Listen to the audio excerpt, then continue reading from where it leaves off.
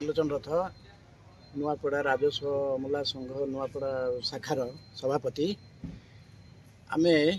समस्ते आम जिलार समस्त राजस्व अमला भाई माने गत काली ठारू आमे सामूहिक छुट्टी अच्छु। मेन दाबी आमर है लेवल 9 जोटा कि दीर्घ दिन धरी सरकार पाखे आमे दाबी कर आसुचु पूरण करने आमर मूल दरमा को लेवल 9 करने से दाबी हासिल करने एवं सरकार रिस्ट्रक्चर आमर विभाग करना जो थे कि आमर अमला भाई माने प्रमोशन पाई पारते ताहा भी स्थगित अच्छी। यही सब दाबी सब नहीं करी आम सब सामूहिक छुट्टी रे एठी आंदोलन रे बसिचु। आगामी दिन आम कौन करेंगे जो दिन पर्यंत सरकार आमर गुहारी न शुणे आमर दाबी गुड़ी को पूरण न करेंगे से दिन जाए लागू 20 दिन हो कि 30 दिन कि 2 मास हो आमे आमर यही आंदोलन को जारी रखिबू एवं आमे यही सामूहिक छुट्टी रे रही निष्पत्ति नहीं। रविरंजन बेहरा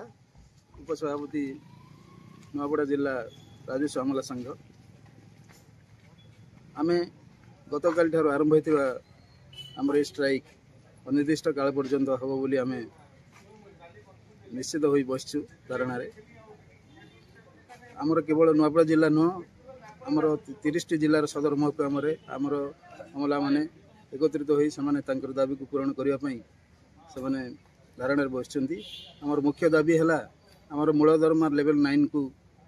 वृद्धि करवा एवं आमर जो रिस्ट्रक्चर अन्य डिपार्टमेंट गुड़िकर